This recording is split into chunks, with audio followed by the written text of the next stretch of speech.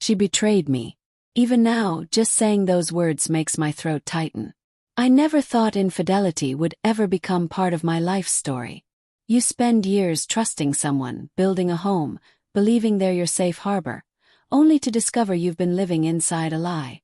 The night I uncovered the truth, I didn't scream or break anything. I didn't even cry. Just went numb. She had left her phone on the couch while she showered, and when a notification lit up the screen, curiosity got the better of me. I shouldn't have looked, but I did. One glance, and my world crumbled. A stream of messages with a man I had never even heard of. Lines that erased any room for doubt. Last night was perfect. Can't wait to feel you again. I set the phone down like it was on fire. My chest hollowed out. The woman I thought was mine, the one I had built my life around, wasn't really mine at all. Or maybe she never had been. When she stepped out of the shower, humming softly as though everything was perfectly normal, I couldn't bring myself to confront her. I muttered something about having extra work to do and walked out. That excuse became my shield. Work. At least there, I didn't have to sit in a house that felt like a crime scene. At first, I stayed late at the office just to avoid her. But eventually, those nights turned into something different. My boss Claire was hard not to notice. Mid-40s, sharp as a blade, and the kind of woman who owned every room she entered. She wasn't simply my boss. She was a presence, magnetic and commanding. One evening, after most of the staff had already left, she leaned into my cubicle with a half smile. "Thinking about moving in here," she teased. Forced a laugh. "Just catching up on some work." Her eyes lingered on me for a moment before she said, "Don't lie. I've been doing this too long. You're not here for spreadsheets." That cut deeper than I wanted to admit. I wanted to deny it, but all I managed was a heavy sigh. She didn't press further.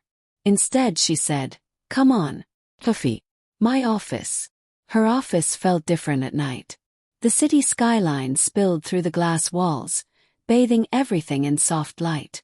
She poured 2 mugs of coffee and slid one across to me. For a while we just sat there in silence, sipping.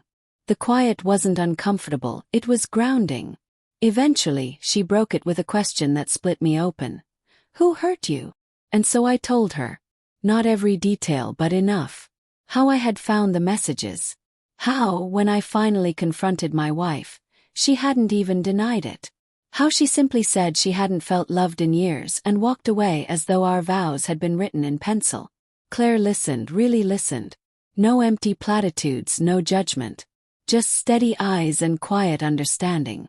When I finished, she finally said, "Then she's a fool. But don't you dare let her convince you that you're broken." Those words hit harder than I expected. They steadied me in a way I hadn't realized I needed. That night wasn't the last. I found myself drifting into Claire's office more often. Sometimes she was there with her assistant, Maya, a warm, bright woman a little younger than me. She had this rare ability to make even the darkest moments lighter. The two of them worked seamlessly together, and somehow I found myself pulled into their circle. One Friday evening after everyone else had left, the 3 of us ordered takeout and spread it across Claire's desk. It was surreal. My boss and her assistant laughing with me over greasy noodles. For the first time in months, the weight of my marriage slipped off my shoulders, if only for a little while. "See," Maya said between bites. "Keep working late with us and you won't die of loneliness." She said it with a laugh, but the truth behind her words hit me. I had been drowning in silence at home, suffocating in my own thoughts. But here with them I felt seen, felt alive. As the weeks went on, those nights became less about work and more about escape. Healing even. We shared stories, jokes, frustrations. And in the quiet moments after the laughter faded, there was something else. Something heavier. An unspoken awareness. One evening after Maya had left, Claire leaned back in her chair and studied me. "You're different now," she said softly. "How so?" "Yes. You're starting to believe you matter again."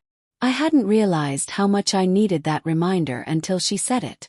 My wife had made me feel invisible. But Claire and Maya had slowly pulled me back into the light. It wasn't romantic. Not at first. It was human connection, raw and necessary. But connection has its own gravity. One night, Maya brushed my hand when she passed me a file, and the touch lingered just a little too long. Another night, Claire's gaze held mine in a way that wasn't entirely professional. I don't need to spell out every detail. Lines blurred. Some moments crossed further than they should have. But what mattered was this. I wasn't alone anymore. That sterile office, once just deadlines and meetings, had become the place where I remembered I was still a man. Wanted. Alive. Did it erase the betrayal? No. Did it fix everything? Not completely. But it gave back what my wife had stolen from me long before she cheated. The belief that I deserved care, attention, and affection. When I finally chose to end my marriage, it wasn't because of what happened at the office. It was because I realized staying in that house, in that loveless relationship, was slowly destroying me. I had been clinging to something already dead. Claire and Maya didn't save me. They reminded me that I could save myself. They reminded me that betrayal isn't the ending. That sometimes, the people you least expect will see your worth when the one you love most refuses to. Weeks after I moved out, my wife called me, crying, begging for another chance. For a brief moment I almost gave in. But then I remembered those late nights. The laughter, the coffee, the simple comfort of being seen. And I knew that going back would erase all the progress I had made. So I told her no. For the first time I chose myself. Yes, she cheated. And yes, it broke me. But staying late at the office, surrounded by people who refused to let me disappear, gave me my life back. It reminded me that betrayal doesn't define you. What defines you are the choices you make afterward. And I chose to rise.